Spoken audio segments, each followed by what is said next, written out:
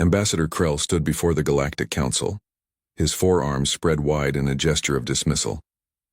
The chamber filled with representatives from 100 worlds, all watching him with varying degrees of attention. Some floated in specialized tanks, others perched on elevated platforms designed for their unique physiologies. The Ghost Fleet, the Phantom Warriors, tales told to frighten young cadets. Ambassador Krell's voice echoed through the vast space. Nothing more than ancient superstition, he declared. The council members shifted in their seats. Some nodded in agreement. Others remained silent, remembering the old stories their grandparents once told. 500 years had passed since humanity vanished from known space. Once they had been vibrant members of the galactic community. Their blue planet, Earth, had sent explorers and diplomats across the stars. They built stations, established trade routes, and shared their peculiar customs with anyone willing to listen. Humans laughed easily and made friends quickly. They were known for their curiosity and their strange determination to never give up. Then came the prototype. The humans called it the USDF Phantom. It was their most advanced warship, equipped with experimental technology that could bend space and time. The ship would jump across vast distances in mere moments, appearing and disappearing like a ghost. The technology was revolutionary, dangerous, and completely untested at full scale. The Phantom launched on a clear morning from Earth's orbital dock. Thousands watched as the massive vessel powered up its experimental drive. The test was simple. Jump to the edge of the solar system and return. The crew of 300 waved to the cameras. Captain Maria Santos smiled confidently from the bridge. "Everything is ready," she told ground control. "We will see you in 3 hours." The ship activated its drive. A brilliant flash of light filled the sky. Then silence. The Phantom was gone. 3 hours passed. Then 3 days. Then 3 weeks. Search parties found nothing. No debris, no distress signals, no trace of the ship or its crew. It was as if the Phantom had simply ceased to exist. The loss devastated Earth. Other nations blamed the Defense Force for rushing the test. Political tensions rose. Within a year, humanity withdrew from the galactic community. Their embassies closed. Their colonies went dark. Within 10 years, Earth itself stopped responding to all communication. Ships sent to investigate found the solar system empty, abandoned. The humans were gone. 5 centuries later, humanity had become a curiosity. Museums displayed their artifacts. Scholars studied their history. Children learned about the species that vanished without explanation. And some, the very old or the very superstitious, whispered about the Ghost Fleet. They said the Phantom still sailed the stars, protecting the galaxy from the shadows. They said it appeared during great battles, turning the tide before vanishing once more. Ambassador Krell dismissed these stories with a wave of his upper left arm. The council had more pressing concerns than fairy tales. The Devourers had arrived. The Devourers were unlike any enemy the galaxy had faced. They were not conquerors seeking territory or resources. They were a hive mind that consumed everything in their path. Entire planets stripped clean, populations absorbed into their collective consciousness. They moved through space like a plague, leaving nothing but empty worlds behind. System after system fell. The Council scrambled to organize a defense, but the Devourers adapted to every tactic. They learned from each battle and became stronger. Fear spread through the galaxy faster than any disease. In a small research facility on the Outer Rim, Dr. Selenai worked late into the night. She was a xenoarchaeologist, one of the few who specialized in human artifacts. Her office overflowed with data crystals, ancient tablets, and dusty relics from Earth. Most of her colleagues considered human studies a dead end. Why study a species that no longer existed? But Selenai believed there was more to the story. She had spent years piecing together fragments of data from the Phantom's final transmission. The official report said the transmission was corrupted, meaningless static. Selenai disagreed. She had found patterns in the noise, equations hidden in what others dismissed as random data. Tonight, she finally cracked the code. The data crystals glowed softly as she ran the decryption program. Her translator device hummed, converting ancient human script into her own language. What she read made her blood run cold. The Phantom had not disappeared. It had become unstuck in space-time. The experimental drive created a quantum anchor, tethering the ship to multiple points in time simultaneously. The crew experienced only moments while centuries passed in normal space. They existed in a probability wake, seeing possible futures and past events all at once. The final log entry was from Captain Santos herself. Her words were fragmented but clear. "We see it all," she wrote. "Every timeline, every possibility. We cannot come home, but we can protect them. We will become the shield they need, even if they never know we are there."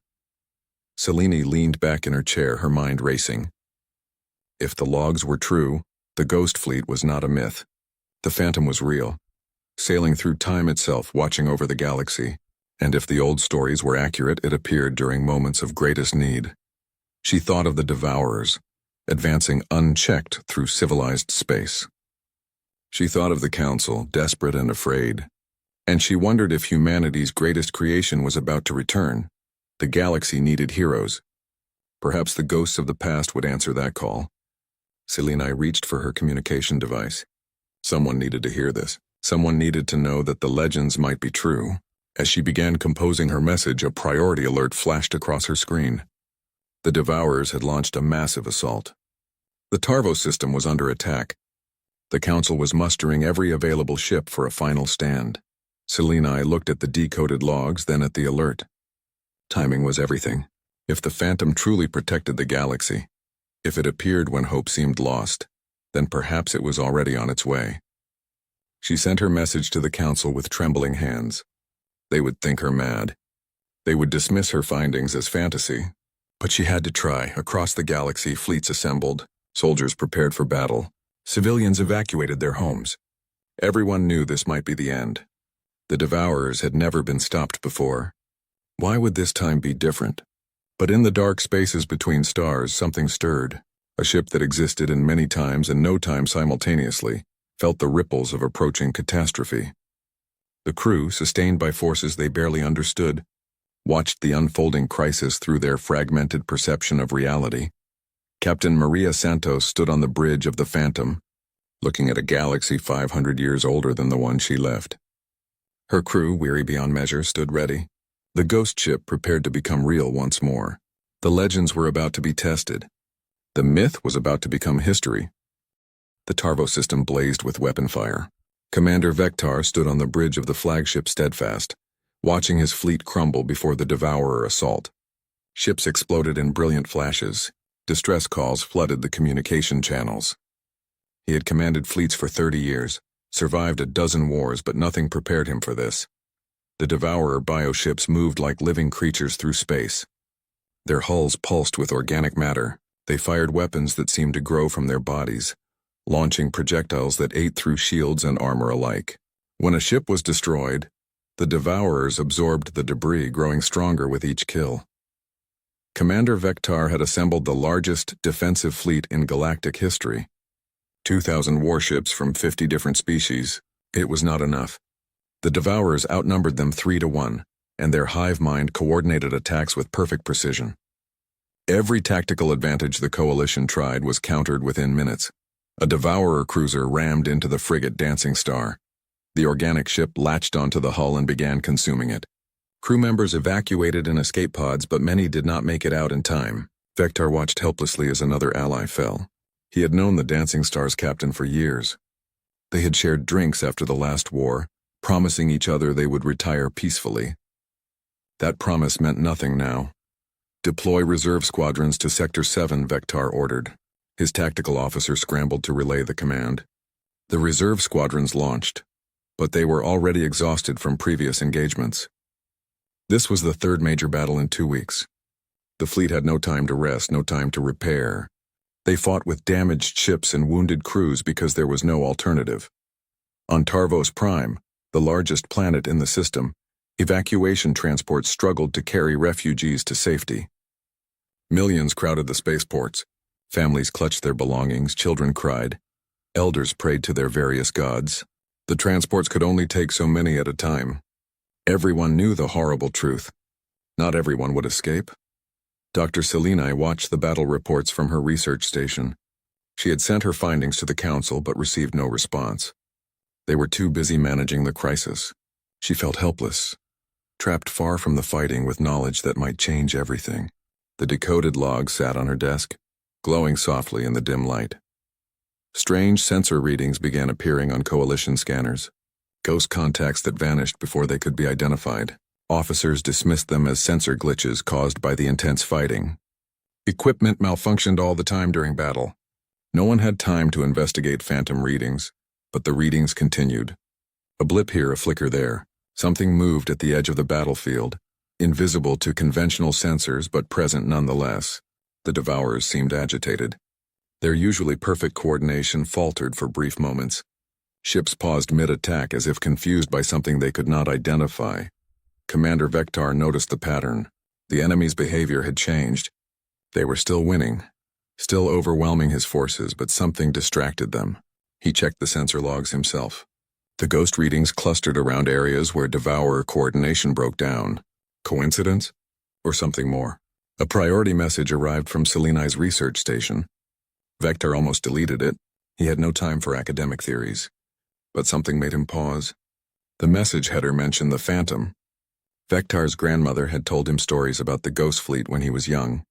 She swore she saw it once during the border wars, a massive ship that appeared from nowhere and vanished just as quickly. He opened the message. Selene's words poured out in a rush. The decoded logs, the quantum anchor, the probability wake. The Phantom existed outside normal time, protecting the galaxy from threats across history. It appeared during moments of greatest need. Vector wanted to dismiss it as fantasy, but the ghost readings on his sensors suggested otherwise. Another wave of Devourers crashed into the Coalition lines. The carrier Bright Hope exploded, taking 300 crew members with it. Vector gripped his command chair. They were losing. Within hours, the fleet would be destroyed. Within days, Tarvos Prime would fall. The Devourers would consume another system and move on to the next, unless the myths were true. Unless humanity's lost ship still sailed among them. Vector looked at the ghost readings again. They were increasing in frequency and strength. Something was coming. Something big. On the surface of Tarvos Prime, an elderly woman watched the sky. Her name was Elena, and she was one of the last living descendants of Earth's colonial program. Her great-great-grandmother had been human, part of the generation that fled Earth after the Phantom's disappearance. Elena had grown up hearing stories about the old days, about humanity's courage and innovation. She remembered one story in particular. Her grandmother told it every year on the anniversary of humanity's disappearance. The Phantom would return, she said. When humanity's children needed it most, when all hope seemed lost, the ghost ship would come back. It would fight for those who could not fight for themselves. It would be the shield that protected the innocent. Elena had always thought it was just a story, a way to comfort children during dark times. But now, watching the battle rage above her world, she found herself believing. She whispered a prayer to ancestors she never knew. "Please," she said to the empty sky, "if you are real, if you are out there, we need you now." In the void between stars, the Phantom felt the call, not through any conventional communication, but through the probability wake that connected them to all moments in time. They saw the battle, past and present and future simultaneously. They saw the Devourers consuming world after world. They saw the Coalition's desperate stand. They saw Elena's prayer. Captain Santos turned to her crew. 500 years they had existed in this strange state between existence and non-existence. 500 years they had watched and waited and protected from the shadows. They were tired beyond imagination, but their duty remained clear. "All hands to battle stations," Santos ordered. Her crew moved with practiced efficiency. They had fought countless battles across multiple timelines. They had learned strategies that would not be invented for centuries. They had weapons powered by temporal distortions that could strike targets in multiple moments simultaneously. The Phantom began its approach to the Tarvos system. Reality bent around the ship as it moved through probability space. To outside observers, it would appear as nothing more than sensor ghosts. But soon, very soon, it would become solid. It would become real. The ghost would show itself. Back on the Steadfast, Commander Vector watched his fleet make its final stand. They formed a defensive sphere around Tarvos Prime, every ship pouring fire into the approaching Devourers. It was magnificent and futile. The enemy kept coming. They could not be stopped. The ghost readings on his sensors suddenly spiked. Every screen in the bridge flickered. The tactical display showed something massive emerging from nothing. Space itself seemed to tear open. And through that tear came a ship unlike anything anyone had seen in 500 years. The USDF Phantom had arrived. The myths were real. The legends were true. and the galaxy's greatest battle was about to begin. Reality fractured. That was the only way Commander Vector could describe what he witnessed. Space itself cracked like glass, and through those cracks poured light that should not exist. Colors that had no names. Energies that his sensors could not classify. The Phantom emerged from the impossible. The ship was massive, larger than any dreadnought in the Coalition fleet. Its hull bore the marks of countless battles, scorch marks from weapons that had not been invented yet, repairs made with materials that should not exist. The entire vessel shimmered, phasing in and out of visibility as if it could not decide whether to be real or not. Every sensor on the Steadfast went haywire.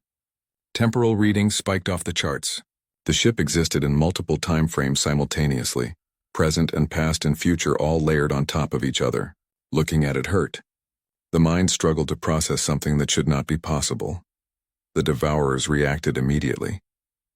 Their hive mind sensed the anomaly and directed dozens of bioships toward the Phantom. They swarmed like insects, firing weapons that could dissolve armor and shields.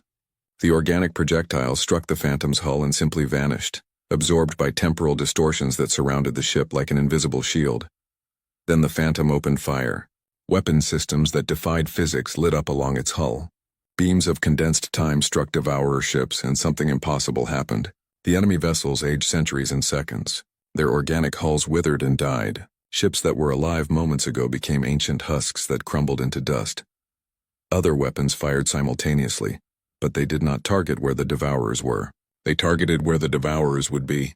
The Phantom could see probability, could perceive the future paths of enemy movement. It fired at empty space, and Devourer ships flew directly into those shots, unable to avoid attacks that predicted their every move. The hive mind recoiled. For the first time in their conquest of the galaxy, the Devourers encountered something they could not understand. Their collective consciousness tried to process the Phantom's existence and failed. The ship existed in too many moments at once. They could not predict it because it was already everywhere and nowhere. Commander Vector stared at his view screen, unable to speak. His tactical officer whispered something about weapon signatures matching ancient human designs. His communications officer tried desperately to establish contact with the ghost ship. All around them, the tide of battle shifted. The Coalition fleet rallied. Seeing the Phantom's devastating assault gave them hope. Ships that were retreating turned back to fight. Damaged vessels found new strength. They poured fire into the confused Devourer formation, taking advantage of the chaos the Phantom created. A Devourer battleship, one of their largest vessels, targeted the Phantom with its main weapon. The biocannon fired a concentrated burst of consuming energy that had destroyed moons. The projectile struck the Phantom dead center. For a moment, nothing happened. Then the projectile simply reversed its course and flew back toward the battleship that fired it. The Devourer vessel consumed itself with its own weapon. Dr. Seleni watched the battle feed from her research station, tears streaming down her face. She had been right. The legends were true. The Phantom existed. After 500 years, humanity's greatest creation had returned to protect the galaxy. She wanted to laugh and cry at the same time. On Tarvos Prime, Elena stood with others who refused to evacuate. They were too old or too stubborn to run. They watched the sky light up with weapon fire and saw something that defied explanation. A ship that looked like it belonged in a museum was single-handedly fighting an army. And winning, Elena laughed. It was a sound of pure joy mixed with disbelief. Her grandmother's stories were real. The Phantom had returned. She grabbed the person next to her and pointed at the sky. "Do you see it?" she shouted. "Do you see? They came back for us."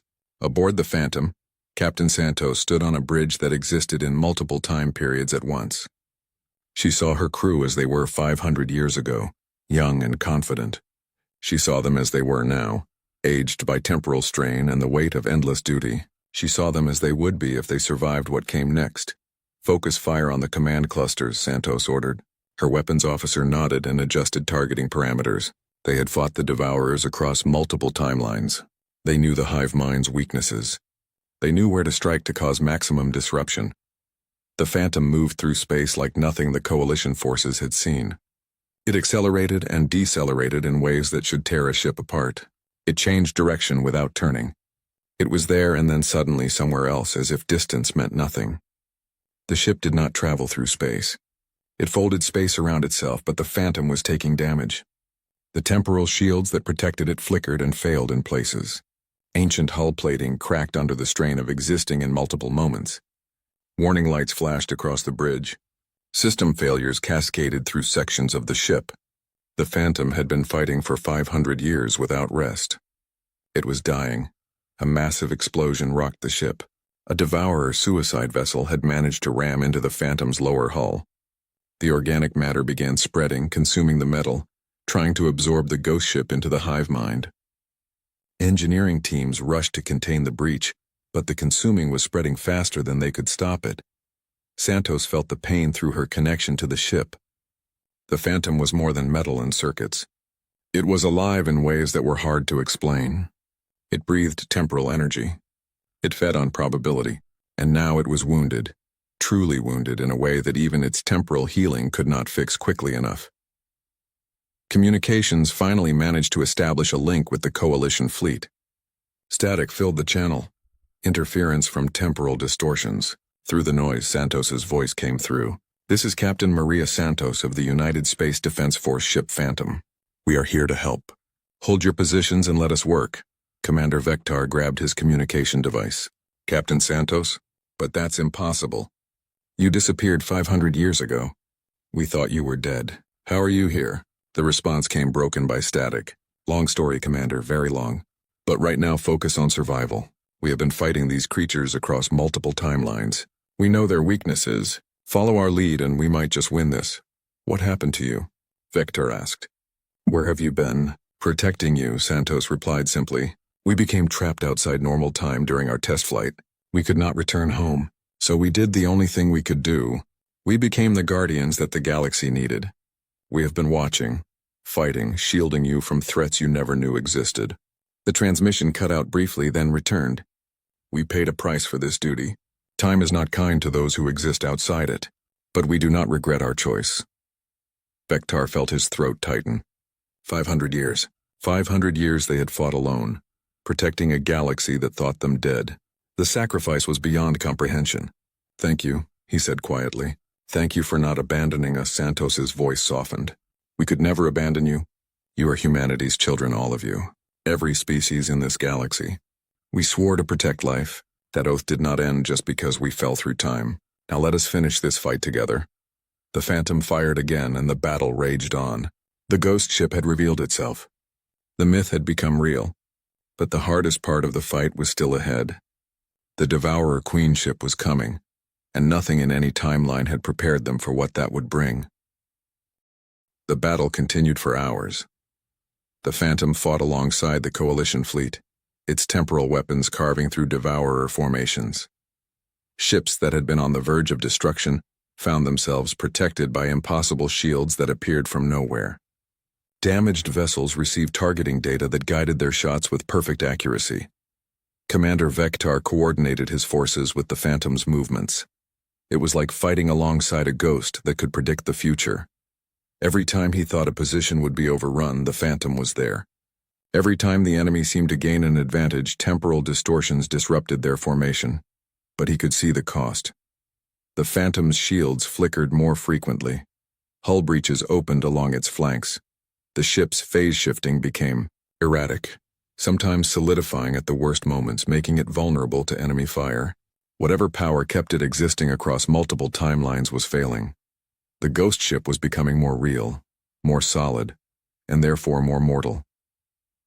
Dr. Seleni worked frantically from her research station. She had established a secure channel to the Phantom and was downloading everything she could. The ship's logs, its crew records, 500 years of history that existed outside normal space. She needed to preserve this. If the Phantom did not survive, at least their story would. As she read through the logs, tears flowed freely. The crew's sacrifice was beyond anything she imagined. They knew within weeks of their accident what had happened to them. They knew they could never go home. Captain Santos had given her crew a choice. They could try to force their way back to normal time, possibly destroying themselves in the process. Or they could accept their fate and use their condition to protect the galaxy. The vote was unanimous. All 300 crew members chose duty over survival.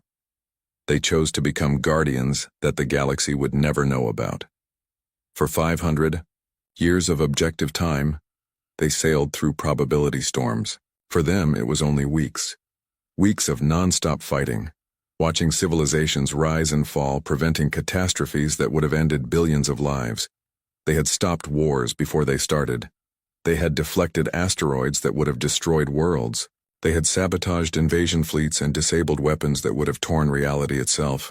All without recognition, all without thanks, because the moment anyone knew they existed, the timeline would change, and their ability to help would be compromised. But staying hidden meant staying outside time. And time, even when you existed outside it, took its toll. The crew was aging in ways that normal biology could not explain, their bodies sustained by temporal energy, but their minds and spirits wearing thin. They were dying slowly, stretched too thin across too many moments. Selene read one personal log from a young engineer named Marcus Chen. He wrote about missing his family, about wondering if they even remembered him. He wrote about the strange dreams he had of lives he might have lived if the test flight had succeeded.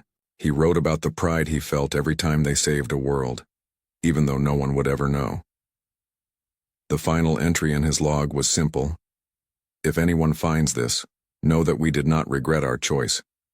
We were honored to serve. Tell our families we loved them.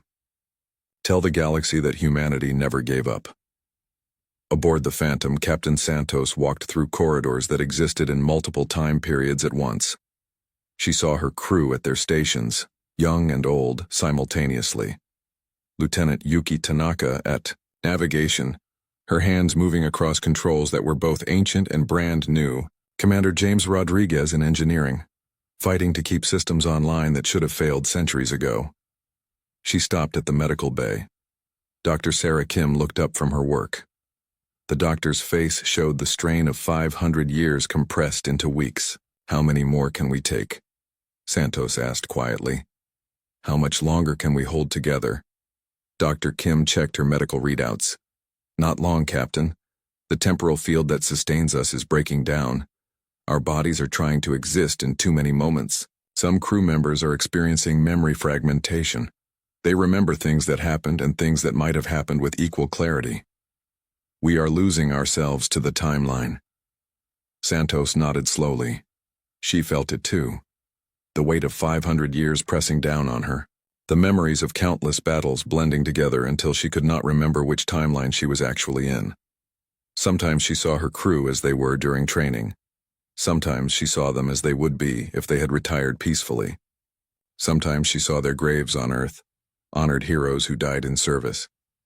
A proximity alarm shattered her thoughts.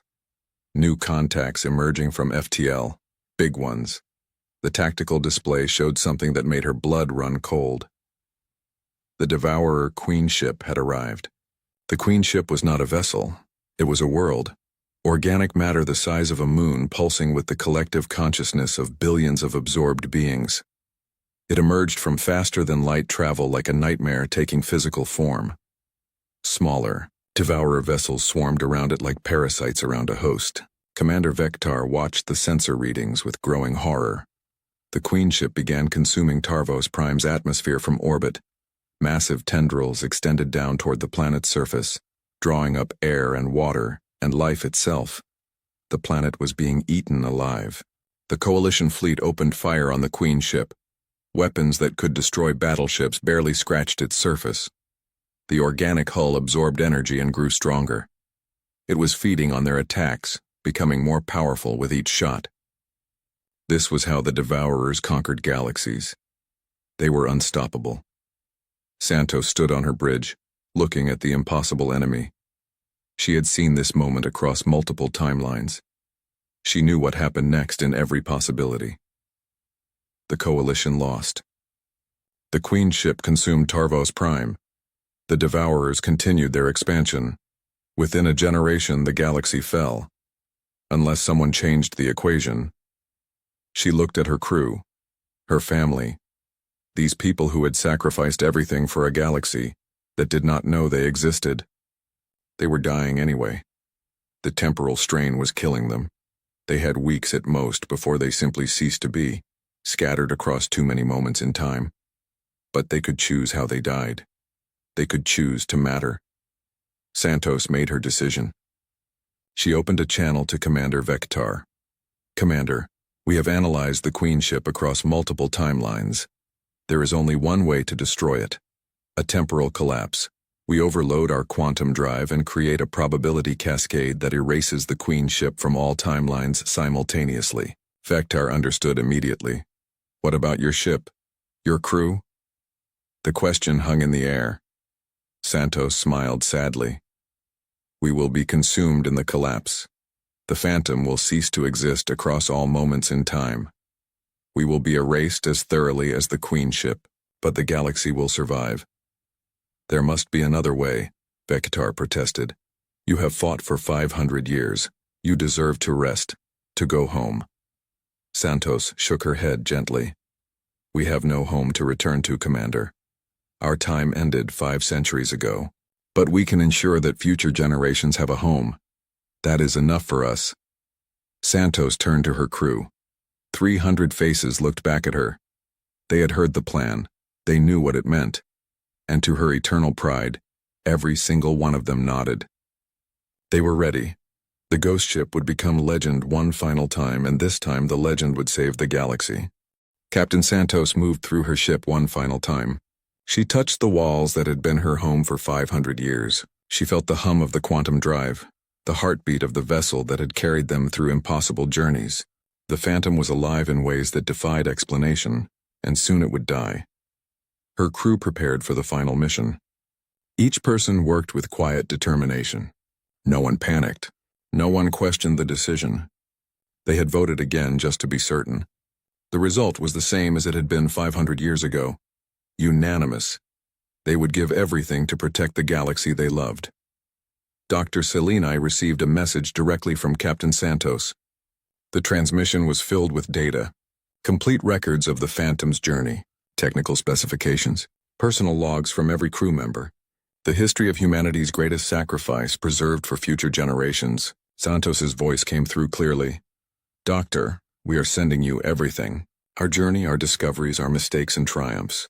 Please share this with the galaxy. Let them know what we did, not for glory or recognition, but so they understand what humanity stood for. We believed that life was worth protecting. We believed that sacrifice meant something. We believed in hope even when hope seemed impossible. Seleni's hand shook as she saved the files. I will tell them, Captain. I promise. Your sacrifice will not be forgotten. The galaxy will know what you did for us. They will remember, Santos smiled. Thank you. That is all we ask. Take care of them, Doctor. Take care of our descendants. They are humanity's future now. The transmission ended. Seleni sat in silence, tears streaming down her face. She had discovered the truth about the Phantom only to watch it die. Commander Vector ordered the Coalition fleet to fall back. He wanted to protest the Phantom's plan. He wanted to find another way. But he knew there was no alternative. The Queen ship would destroy everything if left unchecked. The Phantom's sacrifice was the only path to victory, and that knowledge made him sick. On Tarvos Prime, Elena and the others who refused to evacuate watched the sky. They could see the Queen ship now, a dark mass that blocked out the stars. They could feel the planet dying as the Devourers consumed its atmosphere. This was the end. Unless the impossible happened. Unless the ghost ship truly could save them. Elena closed her eyes and spoke to her ancestors. My grandmother told me you would come. She said humanity never abandoned its children. She was right. Thank you for watching over us. Thank you for everything you sacrificed. Her voice broke. We will remember you. I promise we will remember. Aboard the Phantom, the crew gathered in the main assembly hall. Santos stood before them, looking at faces she had known for what felt like both weeks and centuries. She had led these people through impossible situations. She had asked them to give up everything. And they had never faltered. I do not have adequate words for what you mean to me, Santos began. Her voice was steady despite the emotion behind it. You are the finest crew any captain could ask for. You sacrificed your lives, your futures, your very existence in normal time. And you did it without hesitation. You did it because it was right. She looked at each face. Lieutenant Tanaka, who navigated them through probability storms. Commander Rodriguez, who kept the impossible engines running. Dr. Kim, who kept them alive against all odds. 300 souls who became legends without ever seeking fame. We will not be remembered as individuals, Santos continued. We will become myths, stories told to children, legends that people half believe. But our actions will echo through time. Every life we saved will continue. Every world we protected will flourish. Every species we shielded will grow and explore and create. That is our legacy. That is immortality. The crew stood silent. Then slowly they began to applaud. It started with one person, then another, until the entire hall erupted in sound. They were not applauding Santos. They were applauding each other. They were celebrating their choice. They were honoring their sacrifice. All hands to stations, Santos ordered. Let us show this queen what happens when it threatens our galaxy. Let us remind the universe why humanity earned its place among the stars. Let us make this final stand count. The crew dispersed to their positions. Systems powered up to maximum. The quantum drive began its overload sequence. Temporal energy flooded through the ship's systems. The Phantom started to glow with light that should not exist. It was preparing to die, and in dying to save everything. The Phantom accelerated toward the Queen ship. It phased through normal space, existing in multiple timelines simultaneously. The Devourers sensed something wrong. The hive mind tried to understand what was happening.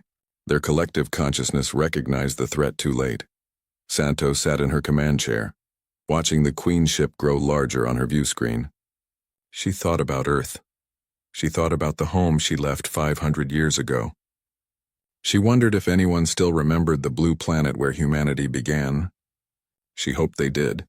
She hoped the galaxy would keep that memory alive. She thought about her crew's families. Parents who never knew what happened to their children. Siblings who wondered if their loved ones suffered. Partners who waited for a return that never came. Santos hoped they found peace. She hoped they knew somehow that their family members died as heroes.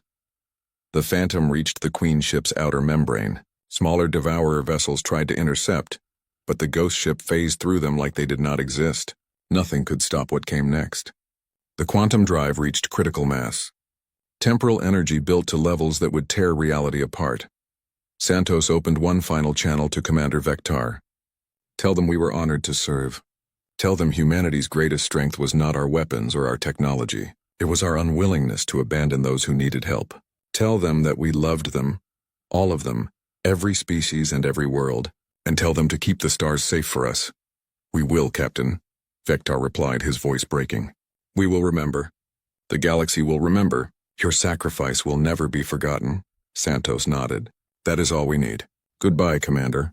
Take care of our galaxy. She closed the channel and looked at her crew one last time. They were ready. They were unafraid. They were humanity at its finest. It has been my honor to serve with you, Santos said quietly. I would not change a single moment. I would make the same choice 1,000 times. You are my family. You are my pride.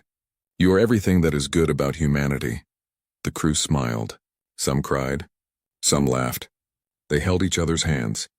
They stood together, united in purpose and sacrifice. The quantum drive reached the breaking point. Reality began to fracture. Time started to collapse. The Phantom plunged into the heart of the Queen ship.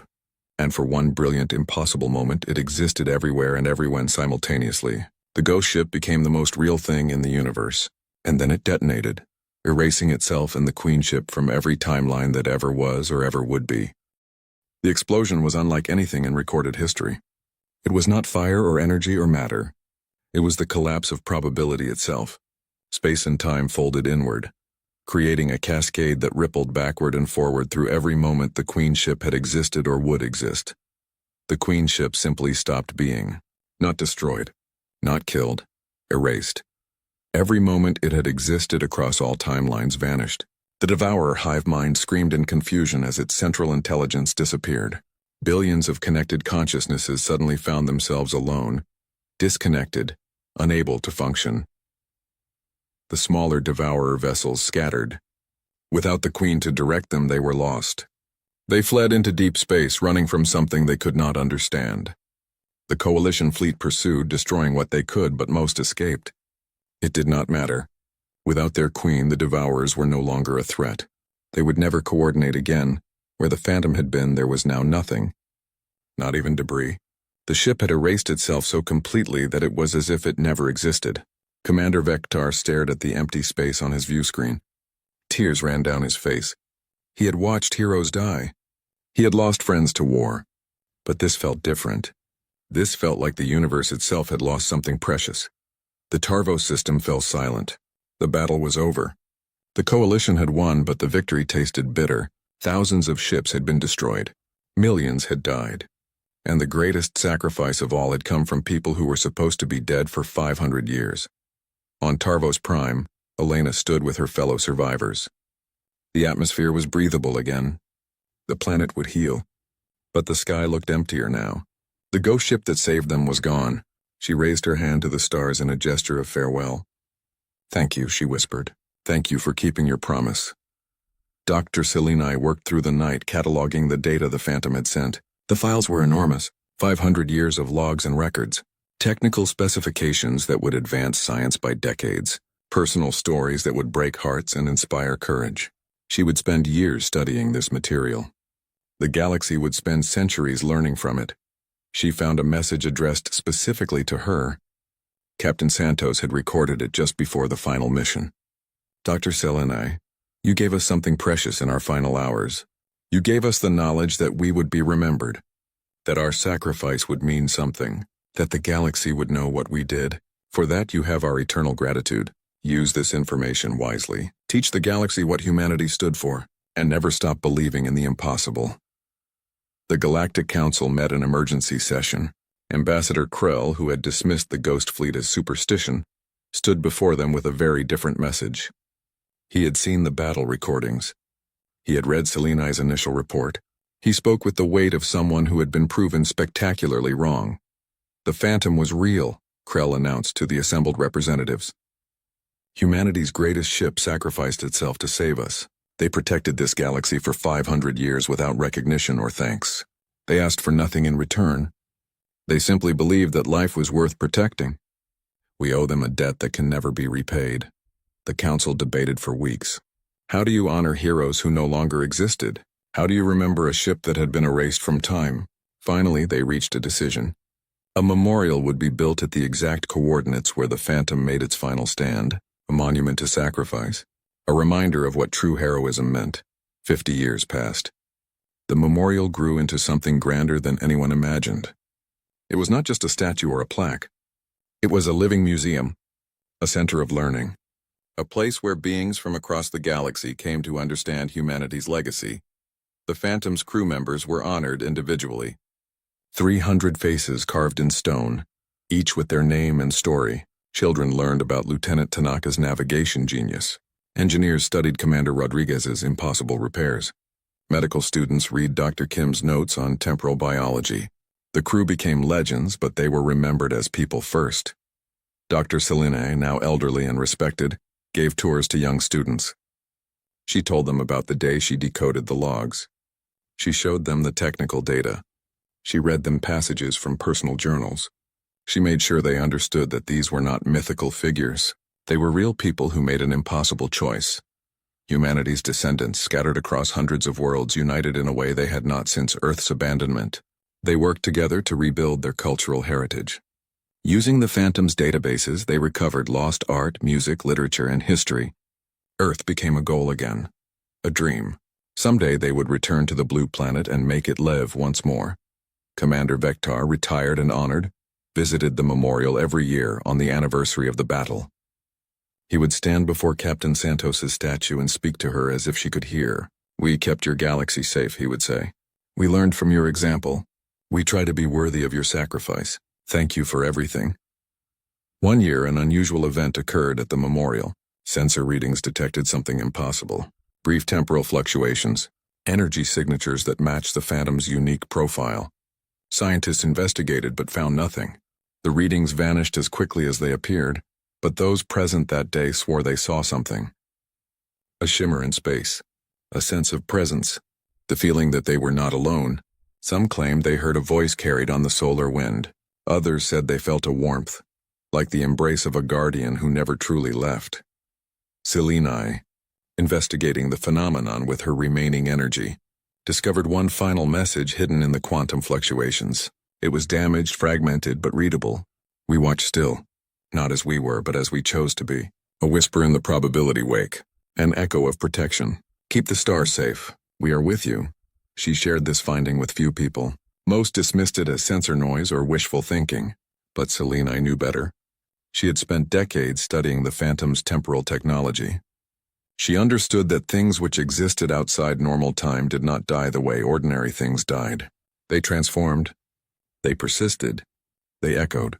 Perhaps the Phantom had not truly been erased. Perhaps it had simply returned to the probability wake where it lived for 500 years. Perhaps its crew, scattered across multiple timelines, still watched over the galaxy they loved. No longer as a ship. No longer as individuals, but as something more. A presence. A promise. A hope. Stories began circulating among frontier explorers. Ships that encountered impossible dangers and were saved by mysterious interventions. Colonies that should have failed but survived against all odds. Disasters averted by coincidences too convenient to be random. The galaxy attributed these events to luck. But a few wondered if something else was at work. The Ghost Fleet became legend again. Not as a myth to frighten children, but as a story to inspire hope. Parents told their young ones about the brave crew that sacrificed everything. Children grew up believing that heroes existed, that sacrifice mattered, that even when things seemed impossible, someone was watching over them. Elena, ancient now and near the end of her life, sat on Tarvos Prime watching the sunset. She thought about the day the Phantom arrived. She thought about her grandmother's stories that turned out to be true. She thought about the promise humanity made to the galaxy, to protect, to sacrifice, to never abandon those who needed help. As darkness fell, Elena saw something in the sky. A brief shimmer among the stars. A flicker of light that should not be there. She smiled, knowing no one would believe her. It did not matter. She knew what she saw. She knew who was still watching. "Thank you," she whispered one final time. "Thank you for never leaving us." The shimmer brightened for just a moment, as if acknowledging her words. Then it faded into the eternal night, waiting for the next time it would be needed. The galaxy continued its endless dance. Species rose and fell. Civilizations explored and discovered. Wars erupted and were resolved. Through it all, the memory of the Phantom endured, not as history, not as mythology, but as truth, as inspiration, as proof that even the smallest sacrifice could change everything. Humanity's descendants never forgot. They carried the story forward, generation after generation. They taught their children about Captain Santos and her crew. They explained what it meant to put others before yourself. They showed them that true heroism was not about glory or recognition. It was about doing what was right even when no one would ever know. At the memorial, carved in stone beneath the image of the Phantom, were the final words Captain Santos transmitted before the temporal collapse. Future generations would read them and understand what humanity stood for, what they died for, what they would always protect. The inscription read simply, "We were honored to serve. Keep the stars safe for us." The legend was real. The myth was truth. And somewhere in the spaces between moments, between possibilities and probabilities, the ghost ship sailed on. Watching, waiting, protecting, forever. The Galactic Council chamber was silent. Delegates from 300 species sat in their designated seats, watching the holographic display at the center of the room. The display showed a star system burning. Ships fought each other in the darkness of space. Planets cracked open like eggs. Millions died every second. This was normal. This had been normal for 700,000 years. Ambassador Kelthrin of the Pavinar Union stood to speak. His blue skin looked gray under the artificial lights. He was tired. They were all tired. "Honored members," he said. "We gather again to discuss peace between the Zenthari Collective and the Krell Dominion. This is our 10,000th attempt." No one laughed. There was nothing funny about failure. The Zenthari representative floated in its containment sphere. It was made of pure energy, shifting between colors that had no names. When it spoke, its voice sounded like music and thunder at the same time. "The Krell attacked our mining colonies. 17 billion Zenthari died. We responded with justice." The Krell Queen Mind spoke through its translator. The creature looked like a massive insect, but its mind connected to billions of smaller Krell across the galaxy. Its voice was cold and mechanical, Lies. The Zenthari entered our breeding grounds. They destroyed 3 hive worlds. 6 trillion Krell children died before they could think their first thoughts. We defended ourselves. Ambassador Kelthrin raised his hand. This is not about who started the current battle. This war has lasted 700,000 years. Neither of you remember how it truly began. We ask for peace. We beg for peace. The galaxy is dying. The Zenthari representative pulsed with angry red light. We will have peace when the Krell are dust. The Krell Queen mind clicked its mandibles. We will have peace when the Zenthari are darkness. In the back of the chamber, the human delegation sat quietly. There were only 3 of them. Earth was new to galactic politics. Humans had only discovered faster-than-light travel 70 years ago. They had only joined the Galactic Council 20 years ago. The human ambassador was a woman named Sarah Chen. She was 52 years old. She had gray hair and tired eyes. She had been attending these peace talks for 5 years. She had seen nothing change. Next to her sat Admiral Marcus Webb, commander of Earth's Deep Space Fleet. He was a military man, but he hated war. He had fought in Earth's last major conflict 30 years ago. He thought humanity had learned its lesson. Then he came to the stars and found this. The third human was Dr. James Park, a xenopsychologist. He studied alien minds. He had spent 3 years analyzing the Zenthari-Krell war. His conclusion was simple. Both sides were trapped. They could not remember peace. They did not know how to stop fighting. On the holographic display, another star system died. The display showed the star going dark as millions of ships drained its energy to power their weapons. 3 inhabited planets froze instantly. 40 billion lives ended. Sarah Chen stood up. Her chair scraped against the floor. In the huge chamber, the sound was very loud. "Honored members," she said. "Humanity withdraws from these negotiations." The chamber erupted in noise. Hundreds of species began talking at once. Ambassador Kelthrin looked shocked. "Ambassador Chen, please reconsider. We need every voice for peace." Sarah Chen shook her head. "This is not negotiation. This is theater. We perform the same show every month and nothing changes. Meanwhile, billions die." The Zenthari representative turned toward her. "Humanity is young and ignorant. You have never fought a real war you do not understand." Admiral Webb stood next to Ambassador Chen. His face was hard. "We understand that you have been killing each other for 700,000 years. We understand that you have dragged thousands of innocent species into your fight. We understand that you destroyed a research station last week. 50,000 civilians died. They were not Zenthari or Krell. They were just scientists studying a nebula." The Krell Queen Mind's translator made a dismissive sound. "Casualties of war. They should have chosen a side." Dr. Park stood last. He was a small man who usually spoke quietly. But now his voice carried across the chamber. "You are both sick," he said. "This war is not about territory or resources or ideology anymore. It is an addiction. You fight because you have forgotten how to do anything else. Your civilizations are built on war. Your economies need war. Your leaders gain power through war. You cannot stop because stopping would mean admitting that 700,000 years of death meant nothing." The chamber was silent again. No one had ever spoken to the 2 empires this way. Sarah Chen picked up her data pad. Admiral Webb and Dr. Park followed her toward the exit. "Where does humanity go?"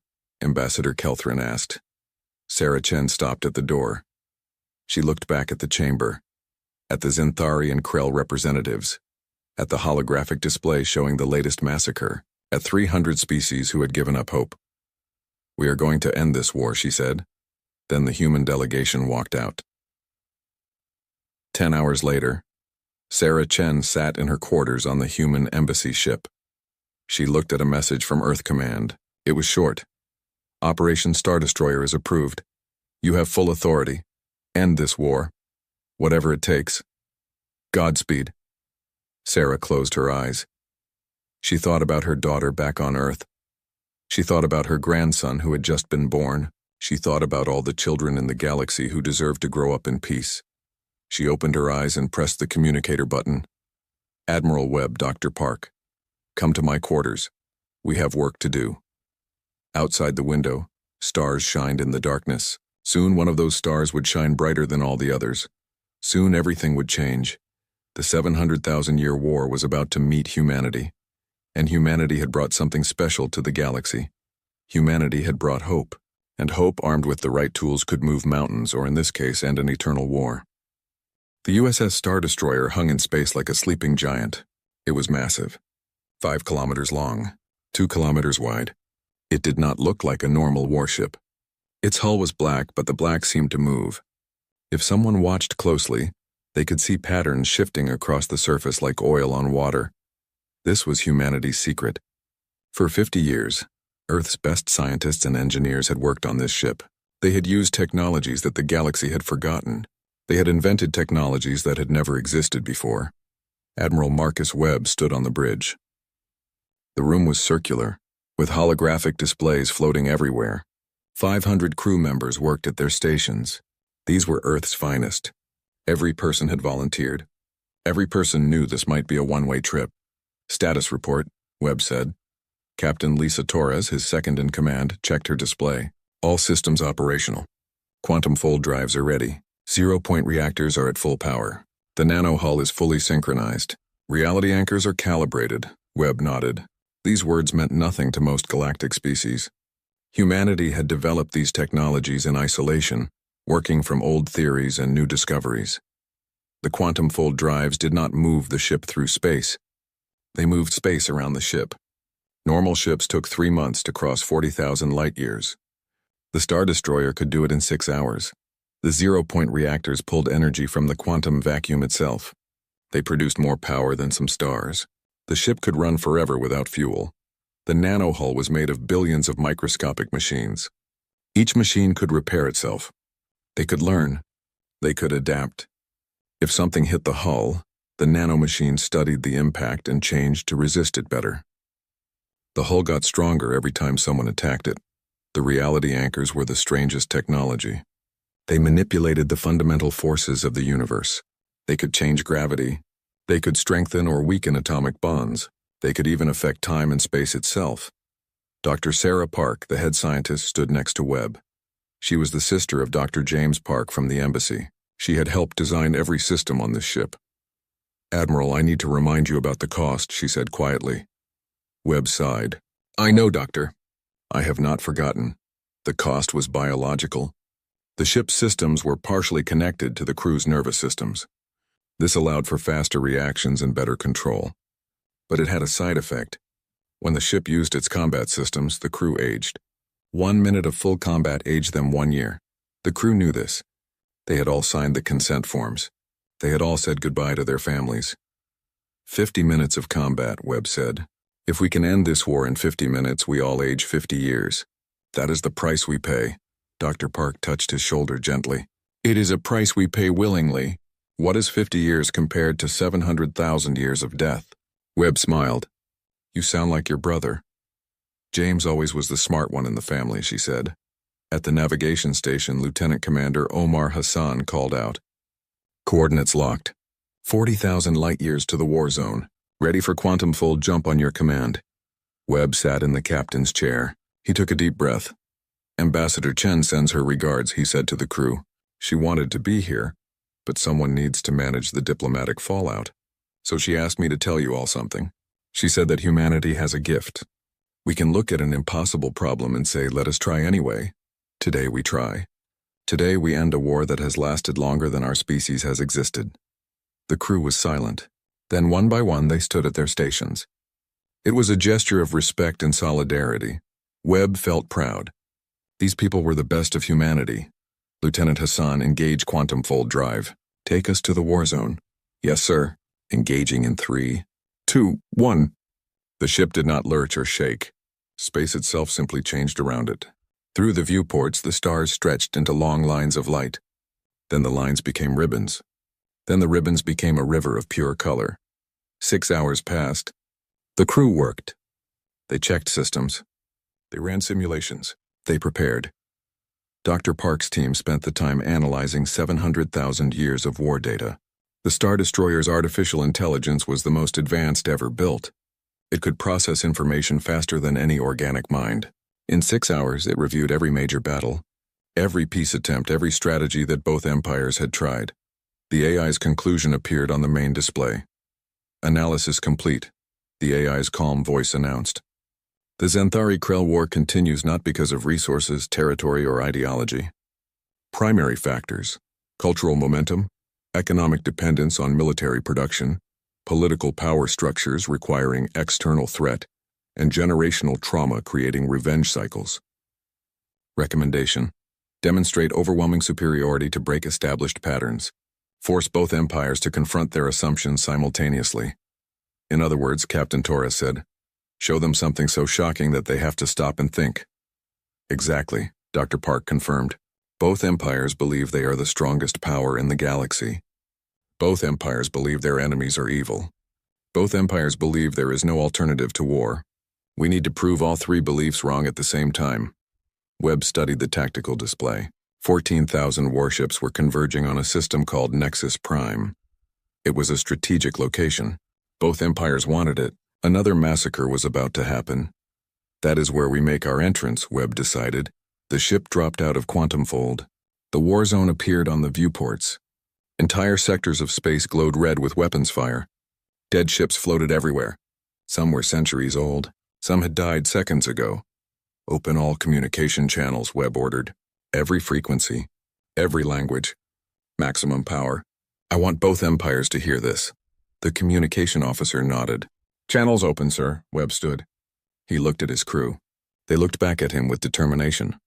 This is Admiral Marcus Webb of the United Earthship Star Destroyer. We are transmitting on all frequencies to the Xanthari Collective and the Krell Dominion. Your war has lasted 700,000 years. It ends now. This is not a request. This is not a negotiation. This is a statement of fact. Stand down, or we will make you stand down. On the tactical display, 14,000 warships changed course. They all turned toward the Star Destroyer. Captain Torres checked her sensors. Sir, both fleets are targeting us. They are charging weapons, Webb sat back down. Then let us show them what humanity brought to this galaxy. All hands, battle stations. Engage defensive systems. Remember, we are not here to destroy them. We are here to stop them. The Star Destroyer's hull began to glow. The nanomachines activated. The reality anchors powered up. The ship was ready. The 700,000-year war was about to meet its end. The battle began at exactly 14 near Galactic Standard Time. 7,000 Xanthari ships fired first. Their weapons were beams of pure energy that could cut through planets. The beams hit the Star Destroyer from every direction. The human ship should have exploded instantly. Instead, the hull glowed brighter. The nanomachines absorbed every joule of energy. The zero-point reactors converted the attack into power. The ship's energy reserves increased. Shields at 150%, Captain Torres reported. Her voice was calm, but her eyes were wide. They are charging us up. 7,000 Krell ships fired next. Their weapons were different. They used concentrated matter streams, projectiles that traveled at near light speed, and biological weapons that ate through metal. The nano-hull adapted instantly. The machines changed their structure. The projectiles bounced off. The biological weapons died before touching the hull. The matter streams dispersed harmlessly. Hull integrity at 100%, Dr. Park announced. The nanomachines are learning faster than predicted. Each attack makes us stronger. Admiral Webb watched the tactical display. 14,000 ships surrounded them. Each ship was massive. Each ship had weapons that could destroy moons. Together they had enough firepower to crack a planet in half. They could not scratch the Star Destroyer. Activate Protocol Mirror, Webb ordered. Lieutenant Hassan's fingers moved across his controls. Protocol Mirror activated. Defensive reflection online. The Star Destroyer did something impossible. Every weapon that hit it was analyzed instantly. The ship's reality anchors manipulated space itself. The weapons reflected back toward their sources, but they were twice as powerful now. A Xanthari dreadnought fired a massive energy lance. The lance hit the Star Destroyer and bounced back. The reflected lance struck the dreadnought with double force. The massive ship's shields failed. Its hull cracked open. Atmosphere vented into space. The dreadnought did not explode. The crew survived. But the ship was disabled. "We are not killing them," Webb said to his crew. "Remember that. We disable. We do not destroy." All around the battlefield, the same thing happened. Ships fired. Their weapons reflected back. Ships went dark, disabled but intact. The Xanthari commander, a being of pure energy named Kothvara, watched from its flagship. For the first time in its 3,000-year life, it felt something new. Fear. "What is this ship?" Kothvara demanded. "Our weapons feed it. Our strongest attacks cannot harm it. What are these humans?" The Krell Queen mind watched from its hive ship. Its billion-part consciousness struggled to understand. The Krell had fought for 700,000 years. They had faced every weapon imaginable. This was beyond imagination. All ships knew strategy, the Queen mind commanded. "Ignore the human ship. Continue primary objectives. Destroy Xanthari vessels," but the Xanthari had the same idea. All ships ignore the humans. Focus on Krell targets. For 5 minutes, the two fleets tried to fight each other while ignoring the Star Destroyer. It did not work. Every shot that passed near the human ship was caught by its reality anchors and redirected. Missiles changed course mid-flight. Energy beams bent like light through a lens. The Star Destroyer became a shield protecting both fleets from each other. Neither side could land an effective blow. "Sir, they are getting frustrated," Captain Torres observed. "Some ships are ramming each other." Webb frowned. "Time for the next demonstration. Charge the reality collapse defense." Dr. Park looked worried. "Admiral, that system is experimental. We have only tested it in simulation. Then today it gets a real test," Webb said. "The Xanthari are preparing their ultimate weapon. I can see the energy signature building." On the tactical display, a Xanthari superweapon platform powered up. It was a massive sphere, 3 kilometers across. Energy crackled around it. "That is a reality collapse bomb," Dr. Park said quietly. "They use it to destroy entire sectors of space. Everything within 10 light years will cease to exist. Us, them, everything." "They are desperate," Webb said. "They would rather destroy themselves than let us stop their war." The reality collapse bomb launched. It was not fast. It did not need to be fast. It just needed to reach the target zone and detonate. Then everything would end. The Star Destroyer's reality anchors activated at full power. Space itself became solid around the ship. The bomb entered the zone and detonated. Reality tried to collapse. The fundamental forces of the universe tried to tear themselves apart. For a microsecond, the space around the Star Destroyer existed in a state that physics said was impossible. Then the reality anchors stabilized everything. The collapse wave froze. The ship's systems analyzed it, understood it, and reversed it. The bomb's energy dissipated into harmless radiation. The Star Destroyer remained untouched. The crews of 14,000 ships stared in disbelief. "Status report," Webb ordered. "All systems normal," Captain Torres said. "Reality anchors performed perfectly. Hull integrity at 100%. The crew experienced minor temporal displacement, but everyone is fine." Webb stood and walked to the communication console. "Open a channel to both fleets, visual and audio." His image appeared on the view screens of every ship in both fleets. He looked tired but determined. "Commanders of the Xanthari and Krell fleets, you have now seen 3 things. First, you cannot hurt us. Your weapons only make us stronger. Second, we can turn your attacks against you without trying. Third, your ultimate weapons are useless against us." He paused to let that sink in. "We have been fighting for 15 minutes. You have learned that conventional warfare is meaningless against us. You have 35 minutes to learn something much more important. You need to learn why you should stop trying to hurt us. More importantly, you need to learn why you should stop trying to hurt each other." Webb gestured to someone off-screen. Dr. Park appeared next to him. "This is Dr. Sarah Park, our chief scientist. She has studied your war for 3 years.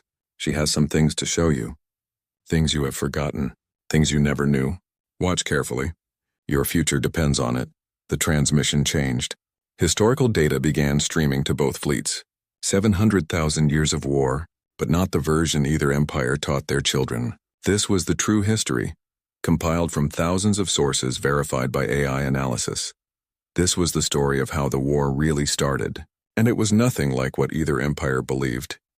Dr. Sarah Park stood on the Star Destroyer's bridge, preparing to show 2 ancient empires the truth they had forgotten. Behind her, technicians worked at their stations, streaming data to 14,000 warships. "Beginning historical reconstruction," Dr. Park announced. 700,000 years ago, The Xanthari-Krell First Contact. The holographic display changed. It showed a mining station orbiting a gas giant. Xanthari workers floated through the facility, harvesting rare elements from the planet's atmosphere. They had been there for 50 years. It was a peaceful operation. Then a Krell scout ship arrived. The Krell were exploring new territories. They saw the mining station and scanned it. The scan was routine, not aggressive. But the scan used quantum resonance frequencies. The Xanthari could not understand these frequencies. To the Xanthari, the scan looked like a weapons lock. The Xanthari station sent a warning. Unknown vessel, you are targeting us with hostile sensors. Power down or we will defend ourselves. The Krell could not understand the Xanthari language properly. Their translation systems were new. The warning came through as, unknown vessel, you are trespassing in our sacred space. Leave or be destroyed. The Krell scout captain made a decision. She thought she was being threatened for entering empty space. She powered up defensive shields. The Xanthari saw the shields activate. They interpreted this as preparation for attack. They fired a warning shot. The warning shot missed the Krell ship by 300 kilometers. It was clearly meant as a warning. But the Krell scout ship was small. The warning shot's energy wave still rattled the ship. 2 Krell crew members were injured by falling equipment. The Krell scout captain, frightened and confused, sent a distress call. Under attack by unknown hostile species. Requesting immediate assistance. Both empires sent military ships to investigate. Neither side understood what the other was saying. Both sides were scared. Both sides thought they were defending themselves. A small skirmish happened. 10 ships per side. 47 Xanthari died. 63 Krell died. It was a tragedy. It was also an accident. But then politics got involved. Dr. Park's reconstruction showed what happened next. Xanthari leaders used the incident to consolidate power. Look at these aggressive aliens, they told their people. We must be strong to protect ourselves. Krell leaders did the same thing. These energy beings attacked our scout ship unprovoked. We must be ready for war. Both sides built more military ships. Both sides prepared for a second encounter. Both sides were certain the other side was evil. When they met again, 6 months later, they were ready for war. And so they went to war. That is how it started, Dr. Park said. A misunderstanding. A translation error. 2 frightened scout crews. And then pride. Both sides were too proud to admit the whole thing was a mistake. Admiral Webb watched the tactical displays. Ships from both fleets were going dark. Not from damage, but because their crews had stopped working. They were watching the historical reconstruction. 700,000 years of propaganda was crumbling in real time. Continue, Doctor, Webb said. Dr. Park showed them more. For the first 1,000 years, both empires tried to make peace several times. But each time hardliners on both sides sabotaged the talks. Leaders who built their power on war could not survive peace. Generals who commanded vast fleets would lose their status. Weapons manufacturers who made fortunes would go bankrupt. The reconstruction showed assassination attempts. Xanthari peace advocates killed by their own people. Krell diplomats executed as traitors. Each act of violence pushed the empires further apart. After 10,000 years, Dr. Park continued, neither empire could remember why they hated each other. But they knew they did hate. It became cultural. Xanthari children learned that Krell were monsters. Krell larvae learned that Xanthari were demons. Hate became identity. She showed them schools. Xanthari classrooms where young energy beings learned battle tactics before they learned art. Krell hatcheries where larvae were conditioned for combat before they learned to speak. After 100,000 years, your economies became completely dependent on war. Xanthari industry exists to build weapons. Krell hive structures exist to produce soldiers. Neither of you knows how to exist peacefully anymore. Images flashed across the displays. Xanthari factory complexes stretching across entire planets. Krell breeding worlds producing trillions of warriors. Both societies had become machines that only knew how to make war. And now, after 700,000 years, you have both forgotten something crucial, Dr. Park said. Her voice became softer. You have forgotten that you are not that different from each other. The holographic display changed again. It split into 2 images. On one side, a Xanthari parent teaching a child about the colors of a nebula. On the other side, a Krell parent teaching its offspring about the patterns of stars. More images appeared. Xanthari artists creating sculptures from solidified energy. Krell composers arranging pheromone symphonies. Scientists from both species discovering the same mathematical truths. Philosophers from both sides wondering about the nature of existence. You both love beauty, Dr. Park said. You both create art. You both seek knowledge. You both care for your children. You both wonder about your place in the universe. You are both intelligent, emotional, creative species, and you have wasted 700,000 years trying to destroy each other over a mistake that happened so long ago that nobody even remembers it correctly. Silence filled the communication channels. 14,000 ships hung in space, their crews processing what they had just learned. Then Admiral Webb spoke. We are now 20 minutes into this encounter. We have shown you that you cannot defeat us with force. We have shown you the truth about your war. Now we will show you what we can do if you do not choose peace. The Star Destroyer's systems activated again, but this time it was not defensive. Initiating temporal demonstration, Captain Torres announced. The reality anchors created a bubble of altered time around one of the Zenthari flagships. Inside the bubble, time ran backwards. The crew watched their own ship age in reverse, then watched it get hit by a simulated weapon, then watched it explode in a simulated battle. Then time ran forward again. The ship was back to normal, undamaged, but every person on that ship had just experienced their own death. That was a simulation, Webb said calmly. We can manipulate time itself. We can erase you from history. We can make it so you never existed. We will not do this, but we want you to understand what you are facing. He paused. You have 15 minutes to make a choice. End this war, or discover what happens when a species that controls time and space loses its patience. The countdown had begun. 15 minutes remained. 14,000 ships hung in space, their commanders facing an impossible decision. Inside the Zenthari flagship, Commander Kothvara gathered its council. These were beings of pure energy, each thousands of years old. They had known nothing but war their entire existence. These humans speak the truth, one council member said, the energy being pulsed with confused colors. I felt the temporal displacement. They can erase us. They showed us our history, another said. The war started with a mistake. Everything we believe is wrong. But if we admit that, Kothvara said quietly, what are we? Our entire civilization is built on this war. Our purpose, our identity, our meaning. If the war ends, who are we? In the Krell hive ship, the Queen Mind was having a similar crisis. Its billion-part consciousness was arguing with itself. Some parts wanted peace. Some parts wanted to fight until death. The Queen Mind was, for the first time in its existence, truly divided. We cannot trust these humans, some of its components insisted. This is a trick. They want us to lower our guard. But they could have destroyed us already, other components argued. They have shown mercy. They disabled our ships but killed no one. They gave us truth instead of propaganda. The Queen Mind thought about the historical data. The first contact incident, the translation error, the accident that became a war. 700,000 years of death because nobody wanted to admit a mistake. On the Star Destroyer's bridge, Admiral Webb watched the timer count down. 10 minutes remained. Sir, detecting movement in both fleets, Captain Torres reported. Some ships are breaking formation. Which direction? Webb asked. Toward us, sir. But they are not charging weapons, I think they are trying to surrender. How many? Approximately 400 ships. Mixed Zenthari and Krell, they are broadcasting peace signals. Dr. Park smiled. The younger crews. Soldiers who never chose this war. They are taking the chance we gave them. But not everyone was happy about the peace signals. On both sides, hardline commanders were furious. A Zenthari battle group of 600 ships suddenly opened fire on the ships trying to surrender. They believed these ships were traitors. No, Webb said sharply. We did not come here to watch them kill each other.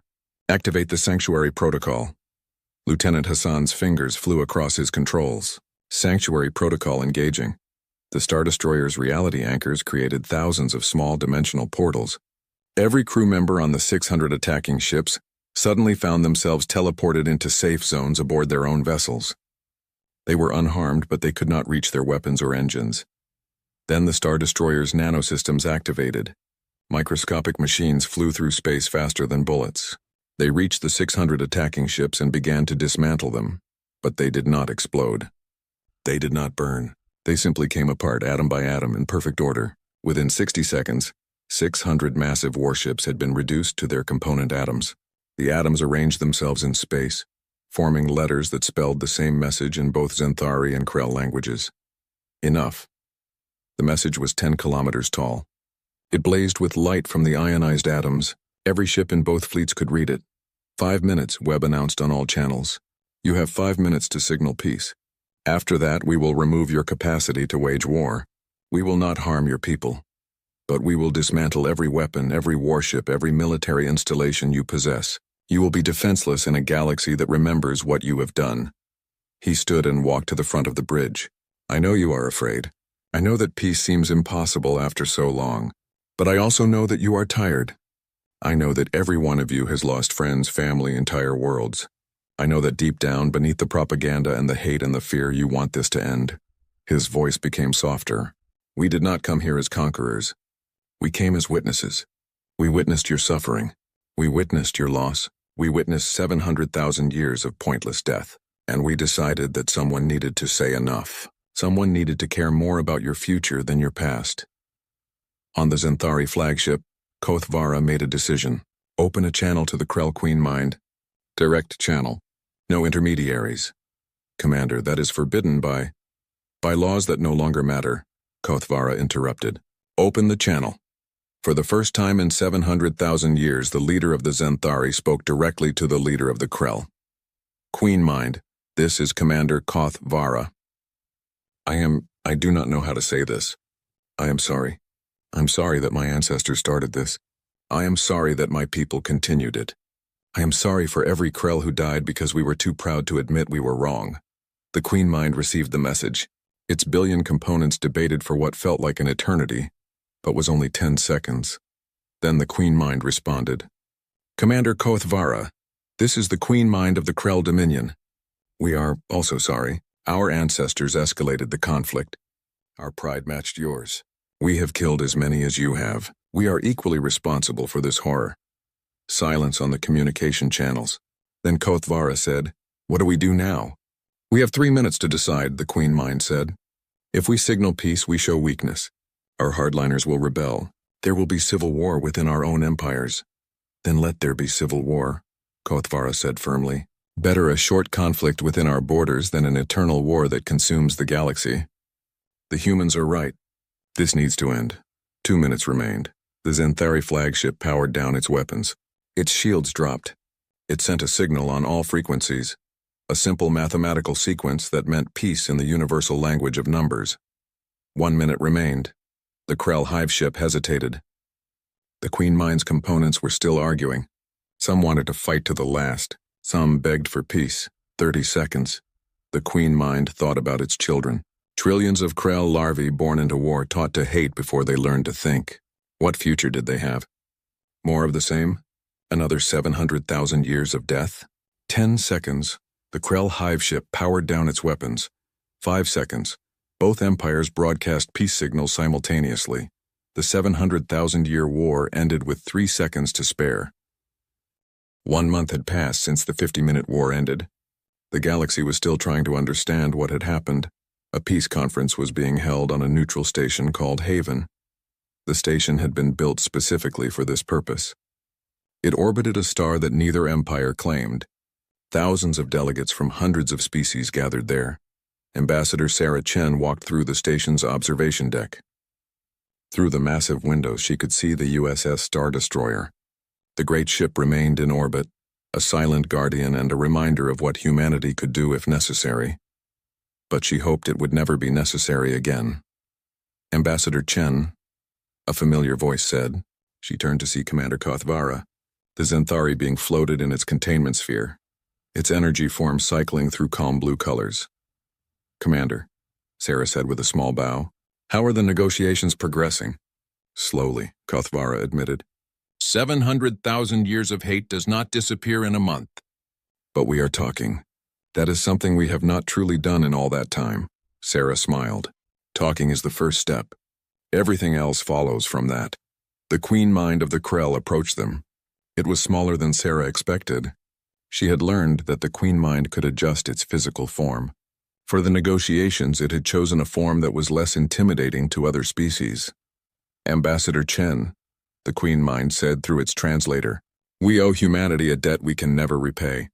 Sarah shook her head. You owe us nothing. We did what we thought was right.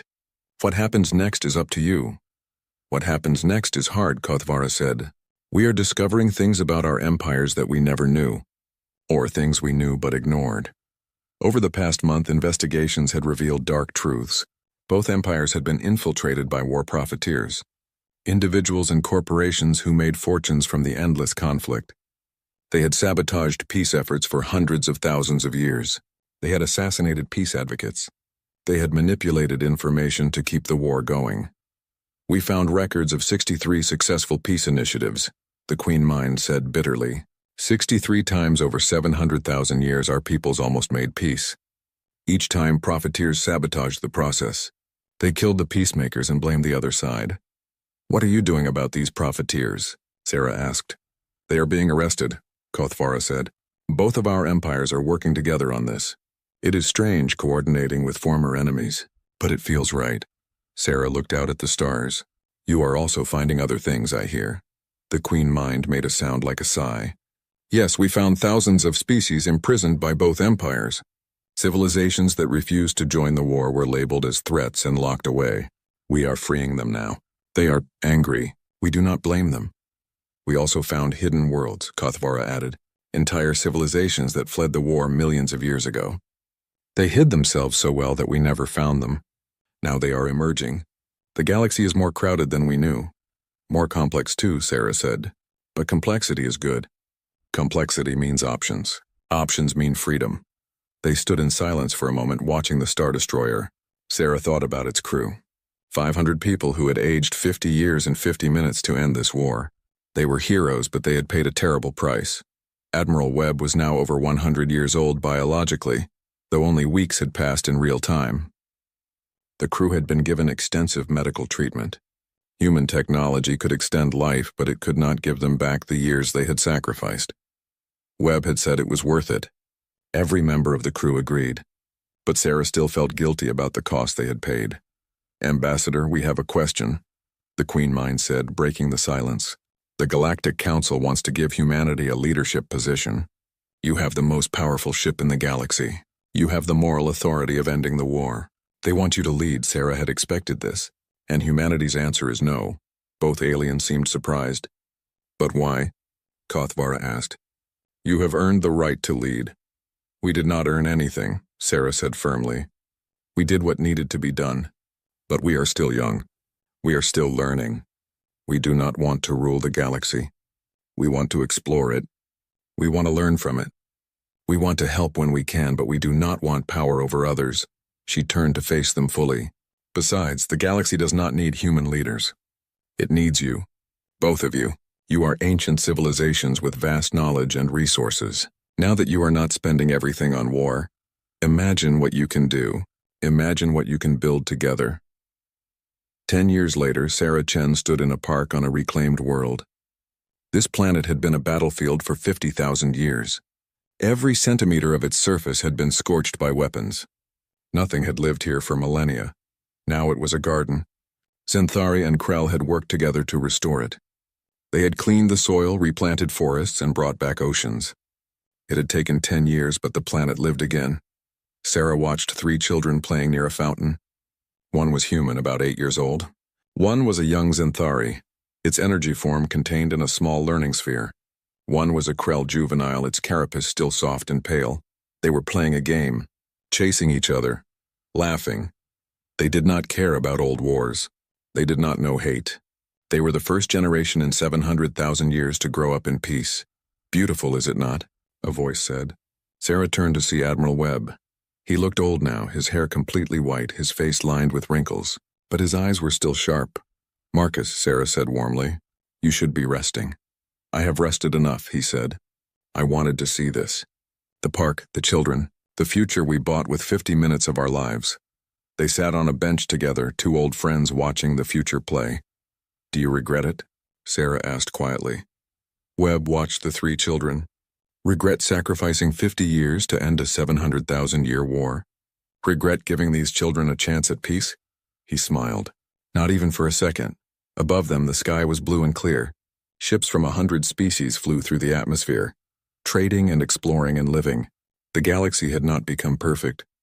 There were still conflicts, still problems, still challenges, but the endless war was over, and that made everything possible. On the bench, Sarah and Marcus sat in comfortable silence. Around them, the park bustled with life. Above them, the USS Star Destroyer remained in orbit, now a museum, a memorial, a reminder of the day humanity looked at an impossible problem and said, "Let us try anyway." And they had succeeded, not through conquest, not through domination, but through courage, compassion, and the simple belief that peace was worth fighting for. The children laughed. The galaxy turned, and for the first time in 700,000 years the future looked bright.